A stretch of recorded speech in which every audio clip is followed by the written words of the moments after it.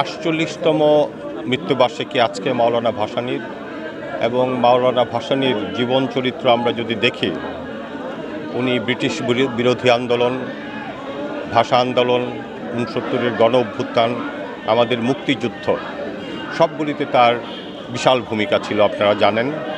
এবং উনি মজলুমের পক্ষে, উনি ন্যায় পরায়ণতার পক্ষে, ন্যায়নিষ্ঠতার পক্ষে, সাধারণ মানুষের পক্ষে কাজ করেছেন।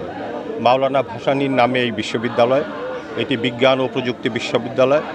আমরা চাই আমাদের নতুন প্রজন্ম বিজ্ঞান মনস্ক হোক এবং ভাসানীর যে ন্যায়নিষ্ঠতা, সত্যপরায়ণতা, মজলুমের প্রতি দরদ, তারা এটা থেকে শিক্ষা নিক এবং তারা আদর্শ মানুষ হিসাবে, বিজ্ঞান মনস্ক মানুষ হিসাবে গড়ে উঠুক। এবং এই প্রজন্ম যখন এই ভাসানীর ন্যায়নিষ্ঠতা নিয়ে বড় হবে, বাংলাদেশে ভবিষ্যৎ বাংলাদেশ দুর্নীতিমুক্ত হবে, তারা আধুনিক হবে, তারা বিজ্ঞান মনস্ক হবে এবং বিজ্ঞান মনস্ক ছাড়া, বিজ্ঞানের প্রযুক্তি ব্যবহার ছাড়া কোনো দেশের উন্নতি হবে না।